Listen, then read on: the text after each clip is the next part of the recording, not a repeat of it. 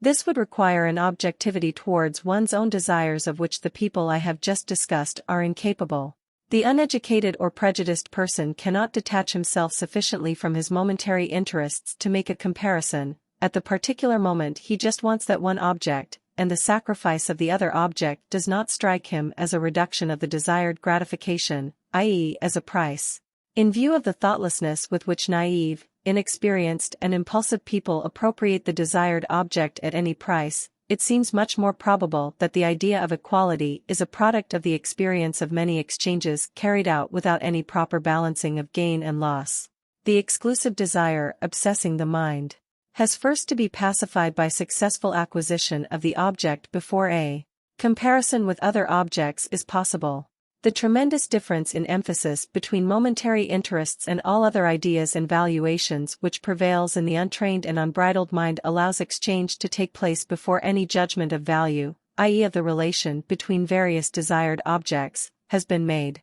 When value concepts are highly developed and a reasonable self-control prevails, a judgment as to the equality of values may precede exchange, but this should not be allowed to obscure the probability that the rational relation, as is so often the case, has evolved from a psychologically opposite relation, and that the exchange of possessions originating from purely subjective impulses has only later taught us the relative value of things. In the realm of the mind too is at first. Value and price. Value is, so to speak, the epigone of price, and the statement that they must be identical is a tautology. I base this view upon the earlier statement that in any individual case no contracting party pays a price that seems to be too high under the given circumstances. If, as in the poem by Chamisso, the robber forces someone at pistol point to sell his watch and rings for 3 pennies, what he receives under these conditions is worth the price, since it is the only way to save his life. Nobody would work for starvation wages if he were not in a situation in which he preferred such wages to not working at all. The apparent paradox of the assertion that value and price are equivalent in every individual case results from the fact that certain ideas concerning other equivalents of value and price are introduced into it. The relative stability of the conditions that determine the majority of exchanges, and also the analogies that fix the value relationship according to traditional norms, contribute to the notion that the value of a particular object requires as its exchange equivalent another specific object, that these two objects, or categories of objects, have equal value, and that, if abnormal circumstances allow us to exchange an object at a lower or higher value, then value and price would diverge, even though they always coincide in relation to the specific circumstances. One should not forget that the objective and just equivalence of value and price, which we regard as the norm for actual particular cases, is valid only under specific historical and technical conditions and collapses immediately with a change in these conditions. There is no general distinction but only a numerical difference between the norm and the individual cases which are recognized as deviating from or conforming with the norm. One might say of an extraordinarily superior or inferior individual that he is really not a human being, but this concept of a human being is no more than an average which would lose its normative status as soon as a majority of people rose or fell to the level of one of these exceptional types, which would then be accepted as the truly human. In order to realize this fact, however, we have to free ourselves from deeply rooted and practically justified notions of value. Under advanced conditions, these notions encompass 2 superimposed layers, one of which is formed by social traditions, by habitual experiences, by apparently logical necessities, the other by individual situations, by momentary needs, and by the force of circumstances. The rapid changes within this latter sphere conceal from our perception the slow evolution of the former sphere and its formation by the sublimation of the latter. The second sphere then appears to be empirically valid as the expression of an objective proportion.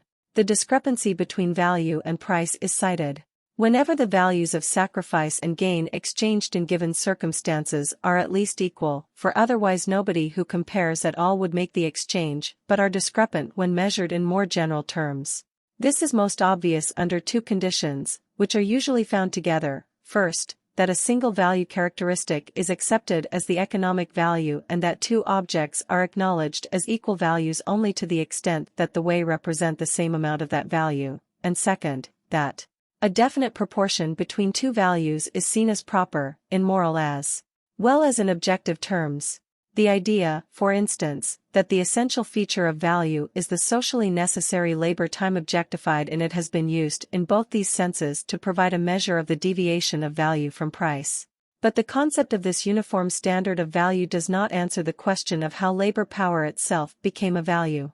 This could not have happened unless the activity of labor in producing all kinds of goods had given rise to the possibility of exchange, and the exertion of labor had been experienced as a sacrifice offered in return for its products. Labor power, too, enters the category of value only through the possibility and reality of exchange, regardless of the fact that subsequently it may provide a standard for measuring other values within this category. Even if labor power is the content of every value, it receives its form as value only by entering into a relation of sacrifice and gain or price and value, here in the narrower sense. According to this theory, if price and value diverge, one contracting party exchanges a quantity of objectified labor power against a smaller quantity, but this exchange is affected by other circumstances which do not involve labor power, such as the need to satisfy urgent wants, whims, fraud, monopoly, etc. In a broader and subjective sense, the equivalence of the values exchanged is maintained here, whereas the uniform norm of labor power, which makes possible the discrepancy, does not originate in exchange. The qualitative distinctness of objects, which means, subjectively, that they are in demand, cannot claim to bring about an absolute value. Quantity, it is always the interrelation of demands, realized in exchange, that gives economic value to objects. This relativity is more clearly illustrated by the other constitutive element of value, relative scarcity. Exchange is only the interindividual attempt to improve the conditions that result from the scarcity of goods, that is, the attempt to reduce subjective needs by changes in the distribution of the given supply. This already indicates a general correlation between what is called scarcity value, which has been legitimately criticized, and what is called exchange value. But here it is more important to see the opposite relationship. I have already emphasized that the scarcity of goods would hardly bring about valuation unless it were alterable by human effort. This is possible only in two ways, either by the application of labor power, which increases the supply of goods, or by the offer of goods already possessed, which would eliminate the scarcity of the object in demand. It may be stated, therefore, that the scarcity of goods conditions exchange objectively in relation to the demand for those goods, and that only exchange makes scarcity an element in value. It is a mistake in many theories of value that, on the basis of utility and scarcity, they conceive economic value, the exchange transactions, as something obvious, as the conceptually necessary consequence of these premises. This is not at all correct. If these premises resulted in ascetic renunciation or in fighting and robbery, as, in fact, is often the case, no economic value or economic life would develop.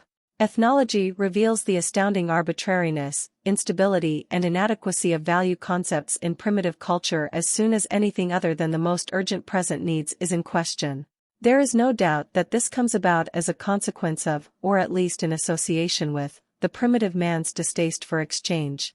Various reasons have been advanced for this, that he is always afraid of being cheated in exchange, in the absence of any objective and general standard of value, or that he may surrender a part of his personality and give evil powers dominion over him, because the product of labor is always created by and for himself. Perhaps the primitive man's distaste for work originates from the same source. Here, too, a reliable standard for exchange between effort and result is lacking. He is afraid that he will be cheated by nature, the objectivity of which confronts him as an unpredictable and frightening fact until such time as he can establish his own activity as objective, in a regular and verified exchange with nature.